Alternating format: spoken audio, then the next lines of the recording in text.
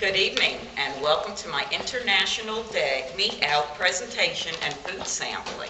Have you ever noticed that the advertisements for the steak and the chicken and oh my God, the bacon frenzy that is going on? I've noticed it, and I've noticed that it's wreaking havoc on our health and on our planet. While all those corporate agriculture people, the heads of the beef, pork, chicken, and dairy industries otherwise known as Big Ag, are constantly getting rich. If you could participate in something for just one day a week to improve your health, the health of the planet, and the lives of billions of animals, would you?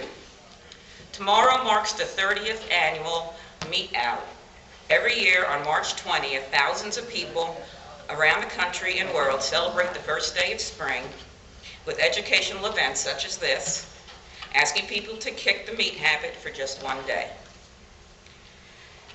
But one day is easy. I would like to ask you to challenge yourselves and join me in on Meatless Mondays. Meatless Monday was launched in Baltimore in 2003 in association with the Johns Hopkins Bloomberg School of Public Health. In May of 2009, Ghent, Belgium became the first non-U.S. city to offer meatless food alternatives. Shortly thereafter, Sir Paul McCartney introduced the UK to the Meat-Free Mondays. March 20th is now International Meat Out Day. This one simple thing, as giving up meat for one day a week, could have incredible effects for your health, the environment, and the lives of billions of animals a year from the horrors of factory farms. This one weekly practice can increase your health by reducing your chances of heart disease and stroke. One study found that fruits, veggies, and whole grains can protect against cardiovascular disease and many types of cancer and fight against diabetes. It's been found in research that people on vegetarian diets have significantly lower body weight and lower body mass index, BMI. This may be due to the high fiber not found in animal products, which results in a lower calorie intake and less overeating. Now let's talk about how the production of livestock harms your health. The Center for Disease Control established a link between spontaneous abortions and high nitrite levels in the drinking water located close to feedlots. Large hog farms emit hydrogen sulfate, which can cause brain damage. We mustn't forget about the growth hormones, that 80% of all U.S. sold antibiotics that are injected into healthy farm animals because they're raised in confined spaces. This lowers our ability for the antibiotics to work on our bodies. Of course, the younger generation in our colleges are more concerned about our environment than the money-maker generation controlled by Big Ag. Our planet's health is in dire straits. Water resources are becoming scarce, and the water needs of livestock are much greater than that of plants. For example, it takes 1,850 gallons of water to produce 1 pound of beef, but only 39 gallons to produce 1 pound of vegetables. Almost 50% of the water used in the United States goes to irrigate crops that are grown to feed livestock. Livestock is also the world's largest contributor to water pollution, so that what little good water we have is being polluted by livestock production. According to the United Nations Food and Agricultural Organization, the major sources of water pollution are animal waste, antibiotics and hormones, fertilizers and pesticides used on their feed crops, and sediments from eroded pastures and trampled streams. The Natural Resources Defense Council states that the nutrients in animal waste cause algae blooms, which use up the oxygen in the water, contributing to a dead zone that we have in the Gulf of Mexico. This dead zone had a record 8,500 square miles in 2002. And in 2010, it was 7,700 square miles of dead water from pesticides. The NRDC also reports that ammonia, which is a deadly form of nitrogen, which is freed as a gas during the waste disposal, can spread more than 300 miles through the air before falling back onto the ground or into our water, where it can cause the algae blooms and fish kills. If a factory farm is in the path of a hurricane or a flood, that manure lagoon is going to overflow and get into our groundwater. Livestock production, according to the World Bank Group, is responsible for almost half of the world's greenhouse gases. Livestock also responsible for deforestation of 70% of the Amazon so that they may clear it for grazing or for feed crop production. This is a big area where our planet gets its oxygen, and we're cutting it down.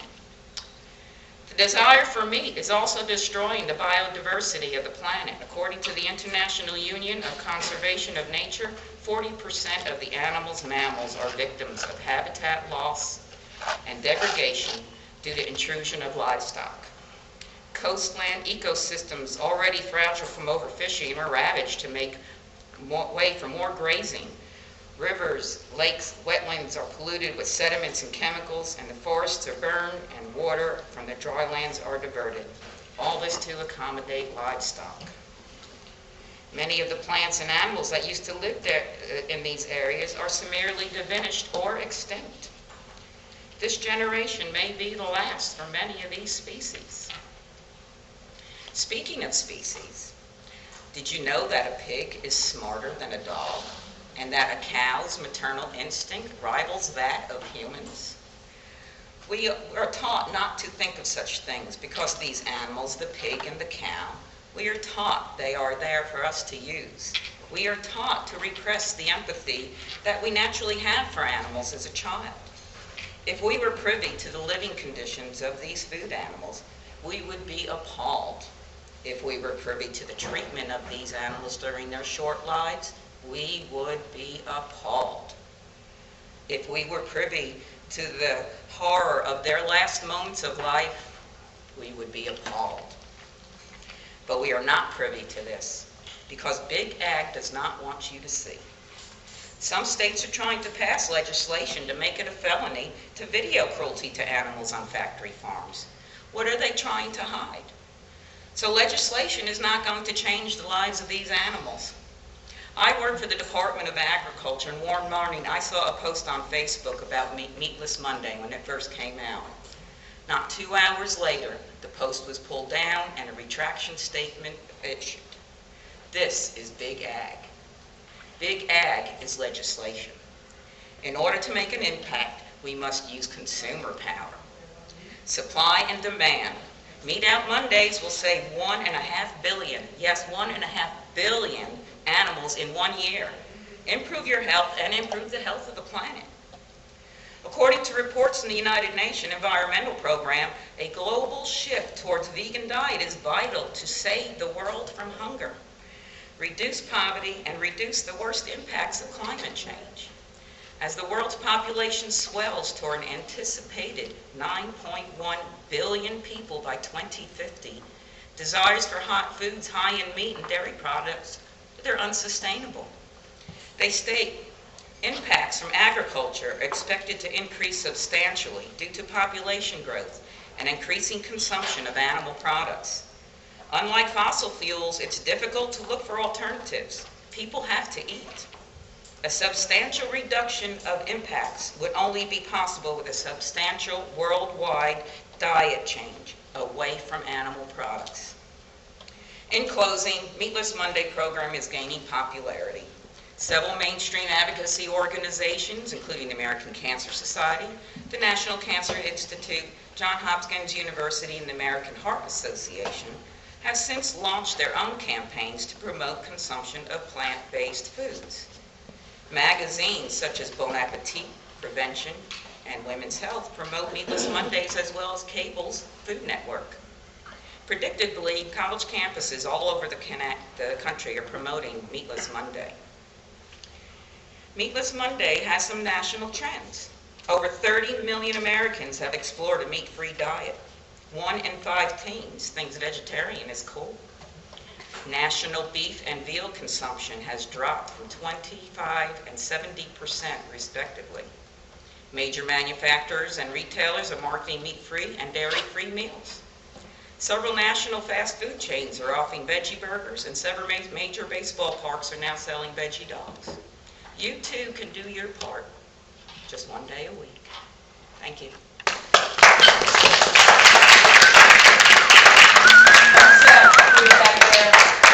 There's some bags over there with some information in it. Are you going to take questions now? I can answer some questions, sure. Okay, I'm going to ask you a question about, because you said this was established on March 20th. March 20th, yeah. And tomorrow's March 20th. Yes, that's why I said tomorrow is, Okay, all right. So is there going to be a meatless Friday instead of meatless Monday? well, that's the International Meat Out Day. Okay, another. But then I do meatless I started with meatless, I'm now vegetarian, but I started meatless Monday is every week you go meatless. That's what the challenge was, not to just do one day a week, one day a year, but to do one day a week.